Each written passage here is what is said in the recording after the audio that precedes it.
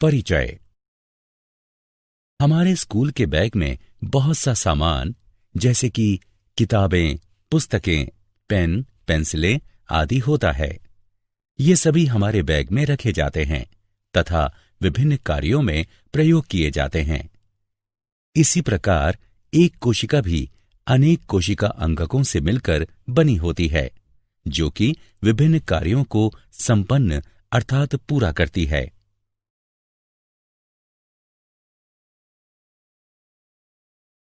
उद्देश्य।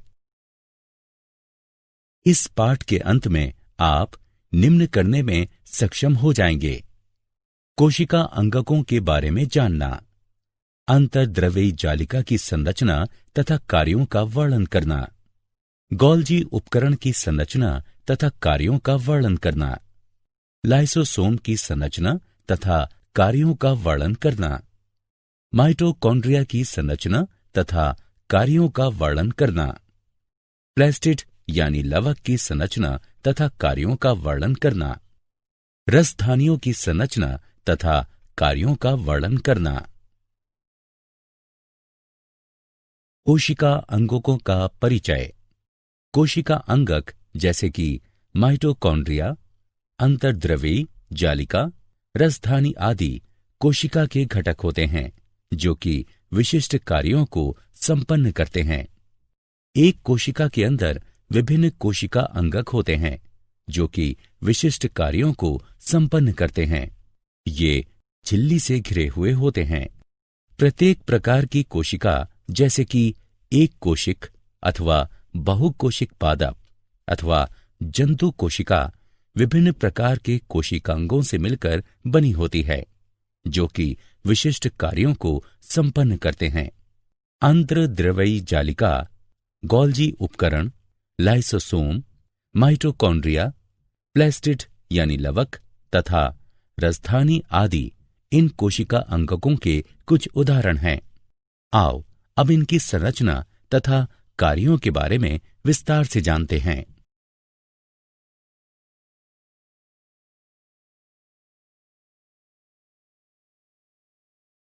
अंतर्द्रव्यी जालिका। अंतर्द्रव्यी जालिका झिल्ली युक्त नलिकाओं तथा शीट का एक बहुत बड़ा तंत्र है।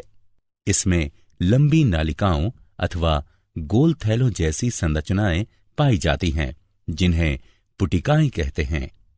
राइबोसोम की उपस्थिति के आधार पर अंतर्द्रव्यी जालिका दो प्रकार की होती है: खुरदरी अंतर्द्रव्यी जालिका अर्थात RER तथा चिकनी अंतर्द्रव्यी जालिका यानी SER। इलेक्ट्रॉन सूक्ष्मदर्शी से देखने पर खुरदरी अंतर्द्रव्यी जालिका यानी RER की सतह खुरदरी दिखाई पड़ती है, क्योंकि इसकी सतह पर राइबोसोम लगे होते हैं। राइबोसोम पर प्रोटीन संश्लेषित होता है, इसलिए खुरदरी अंतर्द्रव्यी जालिका यानी RER प्रोटीन संश्लेषण तथा कोशिका के अंदर इनके परिवहन में भी लाभदायक होती है। चिकनी अंतर्द्रव्यी जालिका यानी SER की सतह पर कोई भी राइबोसोम नहीं पाया जाता है। SER वसा अथवा लिपिड अणुओं के निर्माण में सहायता करती है, जो कि कोशिका कार्यों के लिए महत्वपूर्ण होते हैं। कुछ प्रोटीन तथा वसा कोशिका झिल्ली को बनाने में सहायता करते हैं। इस प्रक्रिया को झिल्ली जीवात जनन कहते हैं। ये कशेरुकी के यकृत की कोशिकाओं में विष तथा दवा को निराविषीकरण करने में महत्वपूर्ण भूमिका निभाती है।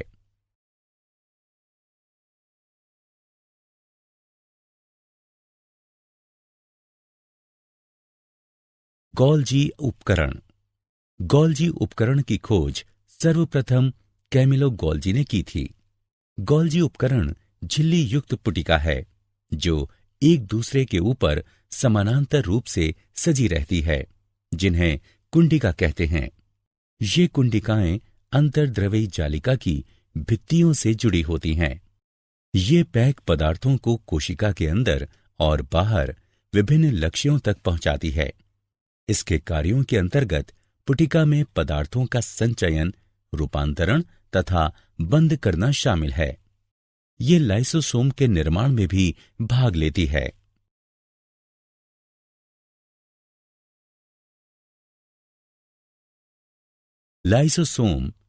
लाइसोसोम एकल झिल्ली युक्त थैले होते हैं जिनमें कि पाचनकारी एंजाइम पाए जाते हैं। इन एंजाइमों को जल अपघट्य एंजाइम कहते हैं। लाइसोसोम बाहरी पदार्थ के कोशिका अंगकों के टूटे फूटे भागों को पाचित करके कोशिका को साफ करते हैं। कोशिका के अंदर आने वाले बाहरी पदार्थ जैसे बैक्टीरिया अथवा भोजन तथा पुराने अंगक लाइसोसोम में चले जाते हैं, जो उन्हें छोटे छोटे टुकड़ों में तोड़ देते हैं। कोशिकीय चयापचय में व्यवधान के कारण जब कोशिका क्षतिग्रस्त या मृत हो जाती है तो लाइसोसोम फट जाते हैं और एंजाइम अपनी ही कोशिकाओं को पाचित कर देते हैं। इसलिए लाइसोसोम को कोशिका की आत्मघाती थैली भी कहते हैं।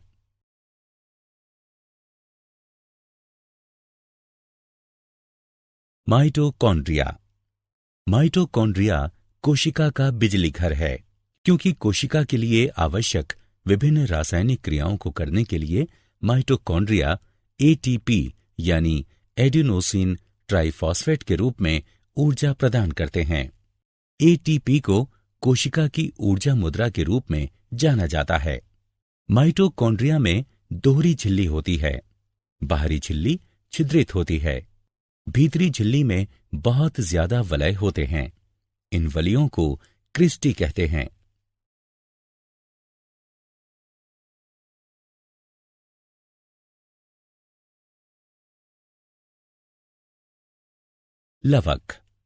लवक यानी प्लेस्टिड केवल पादप कोशिकाओं में स्थित होते हैं।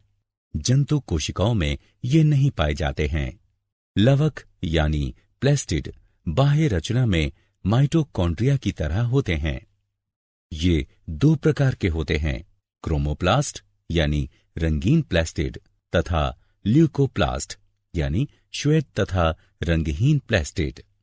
क्रोमोप्लास्ट रंगीन प्लेस्टिड होते हैं जो कि फूलों तथा फलों को विभिन्न रंग प्रदान करते हैं। ल्यूकोप्लास्ट रंगहीन प्लेस्टिड होते हैं। इसमें स्टार्च, तेल तथा प्रोटीन जैसे पदार्थ संचित होते हैं। क्लोरोफिल युक्त प्लेस्टिड को क्लोरोप्लास्ट कहते हैं। ये पौधों में प्रकाश संश्लेषण के लिए आवश्यक होते हैं।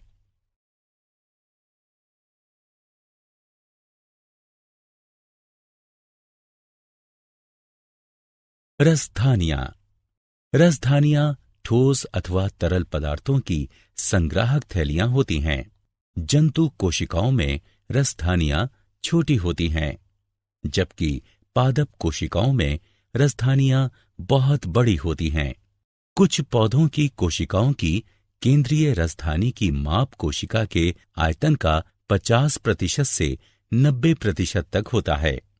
पादप कोशिकाओं में रसधानियां कोशिका द्रव्य से भरी रहती हैं और ये कोशिकाओं को स्फीति तथा कठोरता प्रदान करती हैं।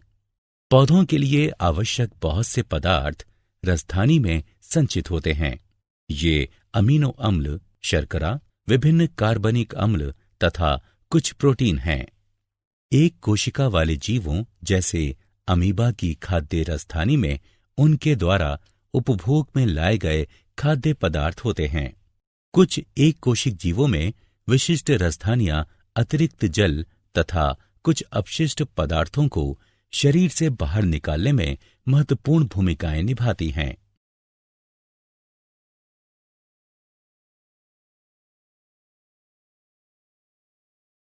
सारांश।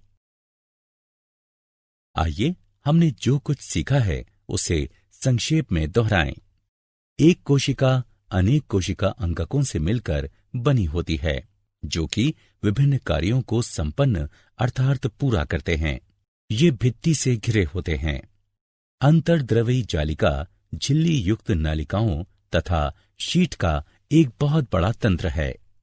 राइबोसोम की उपस्थिति के आधार पर अंतर्द्रवी जालिका दो प्रकार की होती है, खुरदरी अंतर्द्रवी जालिका यानी RER तथा चिकनी अंतर्द्रवई जालिका यानी SER।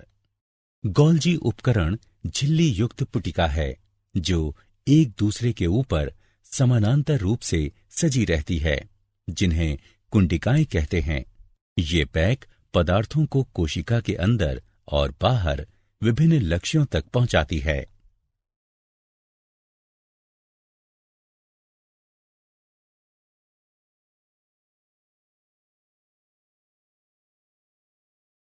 माइटोकॉन्ड्रिया कोशिका का बिजली घर होता है, क्योंकि कोशिका के लिए आवश्यक विभिन्न रासायनिक क्रियाओं को करने के लिए माइटोकॉन्ड्रिया ATP यानी एडेनोसिन ट्राइफॉस्फेट के रूप में ऊर्जा प्रदान करते हैं।